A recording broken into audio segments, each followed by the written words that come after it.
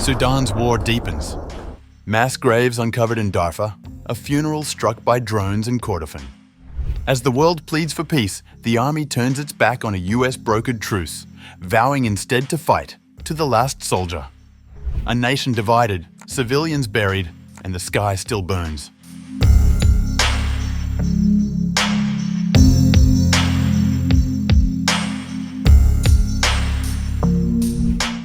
Sudan's army has rebuffed a US proposal for a ceasefire and said it will rally public support to fight rebels who've captured much of the western half of the country. The decision came after Army Chief el-Fasher al-Burhan chaired an emergency meeting of the military's Defense Council to discuss the security situation in the North African nation. The paramilitary Rapid Support Forces last month overran the city of el-Fasher, the army's last stronghold in the vast western Darfur region. Bloomberg reported on November 5th that the council expressed its gratitude to the government of the US for its efforts to end the conflict in a statement. However, the council decided to mobilize the Sudanese people to support the armed forces in eliminating the rebel militia within the framework of general mobilization and the state's efforts to end this rebellion.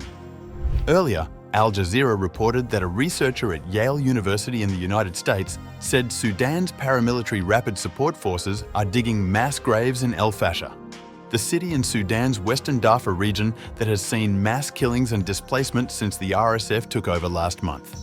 Nathaniel Raymond, executive director of the Humanitarian Research Lab at Yale School of Public Health, told Al Jazeera on November 4th that the RSF have begun to dig mass graves and to collect bodies throughout the city. They are cleaning up the massacre. The RSF seized control of el-Fasher, the capital of North Darfur State, on October 26th, after the withdrawal of the Sudanese armed forces, which had been fighting the paramilitary group for control of Sudan since April 2023. More than 70,000 people have fled the city and surrounding areas since the RSF's takeover, according to the United Nations, while witnesses and human rights groups have reported cases of summary executions, sexual violence, and massacres of civilians.